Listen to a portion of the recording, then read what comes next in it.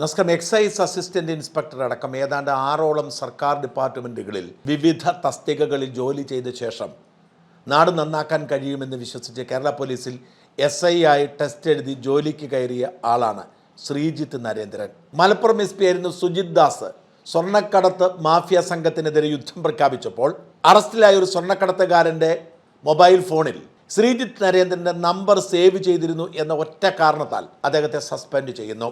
ആ വിഷയമാണ് വാസ്തവത്തിൽ കത്തിപ്പടർന്ന് സുജിത് ദാസിൻ്റെ സസ്പെൻഷനിലും PV അൻവറിൻ്റെ MLA സ്ഥാനം നഷ്ടപ്പെടുന്ന സാഹചര്യത്തിലേക്കും നയിച്ചത്. തന്നെ സസ്പെൻഡ് ചെയ്തതിൽ കലിപ്പുണ്ടായിരുന്ന ശ്രീജിത്താണ് പോലീസ് ആസ്ഥാനത്തെ മരം മുറിയുമായി ബന്ധപ്പെട്ട പരാതി സുജിത് ദാസിനെതിരെ നൽകുന്നത്.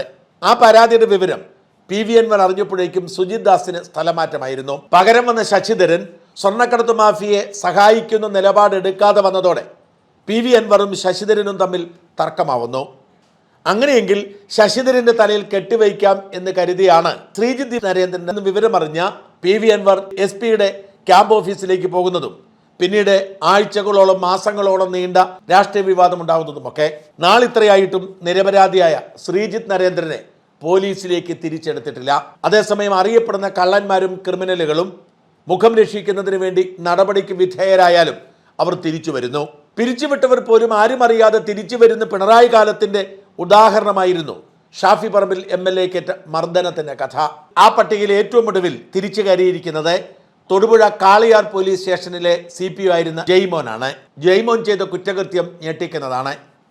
പോലീസ് സ്റ്റേഷനിൽ തൊണ്ടി മുതലായിരുന്ന വില കൂടിയൊരു സൈക്കിൾ മോഷ്ടിക്കുന്നു. കോടതിയിൽ കേസ് വന്നപ്പോൾ ഇതെങ്ങനെ മോഷണം പോയി എന്ന് പോലീസ് CCTV പരിശോധിച്ചു നോക്കിയപ്പോൾ ജയ്മോൻ രഹസ്യമായി അടിച്ചു മാറ്റിയതാണെന്ന് വ്യക്തമാവുന്നു. ഇതേ തുടർന്ന് ജയ്മോനെ സസ്പെൻഡ് ചെയ്യുന്നു. മാസങ്ങൾ തികയുന്നതിന് മുൻപ് ജയ്മോനെ തിരിച്ചെടുത്ത് ശാന്തമ്പാറ പോലീസ് സ്റ്റേഷനിൽ CIയുടെ റൈറ്ററായി നിയോഗിച്ചുകൊണ്ട് ഉത്തരവിറങ്ങുന്നു. ആ ഉത്തരവാണ് പ്രേക്ഷകരെ കാണിക്കുന്നത്. അതിൽ പറയുന്നു, കുറ്റാരോപിതൻ കാളിയാർ പോലീസ് സ്റ്റേഷനിൽ പ്രവൃത്തിയെടുക്കുന്നവരവെ Karimannoor police station crime number 310/22 number കേസിലെ വിസ്താരവേളയിൽ സ്പെഷ്യൽ പബ്ലിക് പ്രോസിക്യൂട്ടറെ സഹായിക്കുന്നതിനും മറ്റുമായി മേൽനിർദ്ദേശാനുസരണം കോടതി ഡ്യൂട്ടി ചെയ്തും തൊടുപുഴ പോലീസ് സ്റ്റേഷൻ രജിസ്റ്റർ ചെയ്തും ക്രൈം നമ്പർ എന്ന് പറഞ്ഞ് ഇയാൾ എങ്ങനെ മോഷ്ടിച്ചു, എങ്ങനെ തിരിച്ചെടുത്തു, അന്വേഷിച്ചു, കണ്ടെത്തി, പക്ഷേ ഇയാൾ തിരിച്ചെടുക്കുന്നു എന്ന് പറഞ്ഞുള്ള ഒരു മെമ്മോയാണ് പ്രേക്ഷകരെ ഞാൻ കാണിക്കുന്നത്. ഈ പറയുന്ന ജയ്മോൻ ഇപ്പോൾ ശാന്തമ്പാറ പോലീസ് സ്റ്റേഷനിലെ റൈറ്ററായി സുഖമായി സേവനമനുഷ്ഠിക്കുന്നു. എന്ന് വെച്ചാൽ തൊണ്ടി മുതലായ സൈക്കിൾ മോഷ്ടിച്ചാലും ഉന്നത പോലീസ് ഉദ്യോഗസ്ഥരുമായി നല്ല ബന്ധമാണെങ്കിൽ ജോലിയിൽ തിരിച്ചു കയറാം എന്നർത്ഥം. റൈറ്റർ എന്ന നിലയിൽ DYSP-മാരുമായുള്ള ആഴത്തിലുള്ള ബന്ധമാണ് ജയ്മോനെ സസ്പെൻഷൻ റദ്ദാക്കി ജോലിയിൽ തിരിച്ചു കയറാൻ കാരണമായത്. എന്നാൽ എന്നിട്ടും നിരപരാധിയായ ശ്രീജിത്ത് നരേന്ദ്രനെതിരെയുള്ള അന്വേഷണം പൂർത്തിയാക്കിയോ തിരിച്ചെടുക്കുകയോ ചെയ്തില്ല. മനം മടുത്ത് ശ്രീജിത്ത് നരേന്ദ്രൻ തൻ്റെ ജോലി ഉപേക്ഷിച്ച് കാശിക്ക് പോയി. ശ്രീജിത്ത് നരേന്ദ്രൻ്റെ ഭാര്യയുടെ ഭാര്യ PWD ഉദ്യോഗസ്ഥയാണ്. ആ ശമ്പളം കൊണ്ടാണ് ജീവിച്ചു പോകുന്നത്. എന്നാൽ ഈ സംഘർഷങ്ങൾക്കിടയിൽ ആത്മീയ കാര്യങ്ങളിൽ താല്പര്യമായതുകൊണ്ട് ഇപ്പോൾ ചെന്നൈക്കടുത്തുള്ള ഒരു ആശ്രമത്തിൽ മിക്കവാറും പോവാറുണ്ട്. ആശ്രമങ്ങൾ കയറിയിറങ്ങുന്ന ജീവിതത്തിലേക്ക് മാറിക്കൊണ്ടിരിക്കുന്നു. ശ്രീജിത്ത് നരേന്ദ്രൻ DGPക്ക് അയച്ച രാജിക്കത്ത് ഇങ്ങനെയാണ്: 2023 ഡിസംബർ മാസം 23 മുതൽ ഞാൻ വേലവിലക്കിലാണ്. ആരോപണങ്ങൾ അതീവ ഗുരുതര സ്വഭാവം ഉള്ളവയാണ്. ആരോപണപ്രകാരമുള്ള പ്രവൃത്തിയിലൂടെ ഞാൻ കെട്ടിയുയർത്തിയ മണിമാളികയും ആർജിച്ച സ്ഥാവര ജംഗമ വസ്തുക്കളും എൻ്റെ ബാങ്ക് ബാലൻസും അങ്ങ് പരിശോധിക്കുന്നത് ഉചിതമായിരിക്കും. വേലവിലക്കിൽ തുടരുന്ന സമയത്ത് 2 അച്ചടക്ക നടപടികൾ നേരിട്ടു. വളരെ വൈകാതെ ഇനിയും പുതിയവ പ്രതീക്ഷിക്കുന്നു.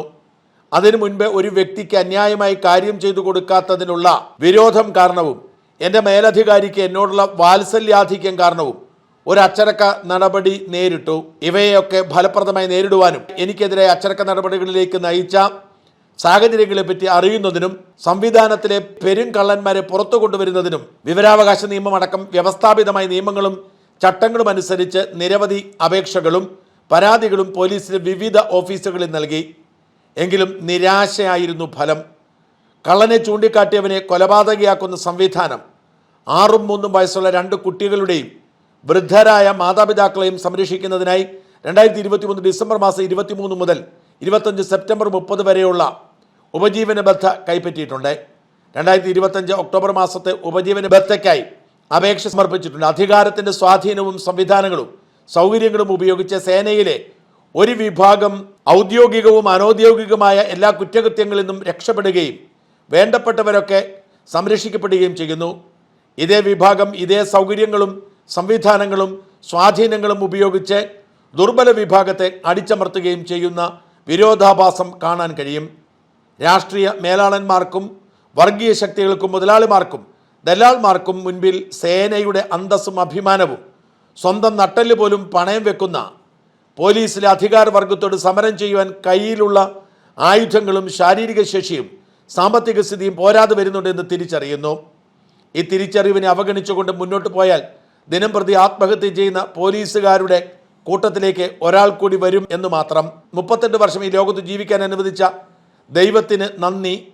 പോലീസിൻ്റെ പൈസ ഇനി വേണ്ട എന്ന് തീരുമാനിക്കാനെടുത്ത കാലയളവ് സുദീർഘമായി പോയി എന്ന് തോന്നുന്നു. കുട്ടികളെ നോക്കാൻ വേറെ ഗതിയില്ലാത്തത് കൊണ്ടാണ് ഉപജീവനവത്ത വാങ്ങിയത്. ഇനി അതിൻ്റെ ആവശ്യമില്ല. അതിനായി അവകാശവാദം ഉന്നയിക്കുകയുമില്ല.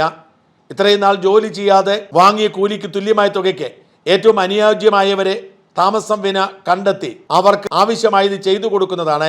അധികാരത്തിനും പണത്തിനും മുകളിലൊന്നുണ്ട്, മനസ്സുകൊണ്ട് നന്നായിരിക്കുക എന്നത്. സുദീർഘമായ യാത്രകളും മഹായോഗിവര്യരോടുള്ള സഹവാസവും തിരിച്ചറിവ് ഉണ്ടാക്കുന്നു. പോലീസ് വകുപ്പിലെ വകുപ്പ് തല നടപടികളോട് തുടർന്ന് സഹകരിക്കുവാൻ എനിക്ക് താല്പര്യമില്ല എന്ന തികഞ്ഞ ആദരവോടെ അങ്ങേ അറിയിക്കുന്നു. ഉചിതമായ തീരുമാനങ്ങൾ എടുക്കാം.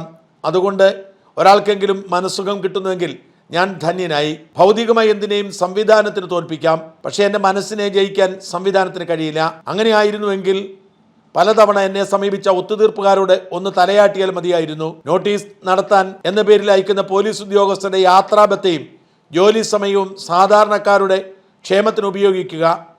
ഇനിയും സേനയിൽ തുടരാൻ താല്പര്യമില്ലാത്തതിനാൽ പോലീസ് സേനയിൽ നിന്നും ഞാൻ സ്വയം വിടുതൽ ചെയ്യുന്നതായി അങ്ങേ നിറഞ്ഞ ആദരവോടും സ്നേഹത്തോടും സന്തോഷത്തോടും കൂടി അറിയിച്ചു കൊള്ളുന്നു. ഇതുവരെ 5 വിവിധ സർക്കാർ വകുപ്പുകളിലായി ചെയ്ത 15 വർഷത്തെ സേവനത്തിനുള്ള ആനുകൂല്യങ്ങളൊക്കെ അവകാശവാദവും ഉന്നയിക്കുന്നില്ല. അതുകൊണ്ട് തന്നെ ബഹുമാനപ്പെട്ട കോടതികളുടെ നടപടികളുടെ ഭാഗമല്ലാതെ യാതൊരുവിധ വിനിമയങ്ങളും പോലീസ് വകുപ്പ് ഞാനുമായി നടത്തി എൻ്റെയും കുടുംബത്തിൻ്റെയും സ്വൈര്യ ജീവിതത്തിന് വിഘാതം നിൽക്കരുത് എന്നും അങ്ങയോട് അപേക്ഷിക്കുന്നു. മറുത്ത് ചെയ്യുന്ന പക്ഷം അവയെ അവർഹിക്കുന്ന അവജ്ഞയോടെ തള്ളിക്കളയുക അല്ലാതെ എനിക്ക് മുമ്പിൽ മറ്റു മാർഗങ്ങളൊന്നുമില്ല എന്ന് വിനയപുരസ്കരം അറിയിച്ചുകൊള്ളുന്നു. വിശ്വസ്തയോടെ ശ്രീജിത്ത്. മര്യാദയ്ക്ക് ജോലി ചെയ്യുന്നൊരു പോലീസുകാരൻ്റെ ഗതികെട്ട അവസ്ഥയാണിത്.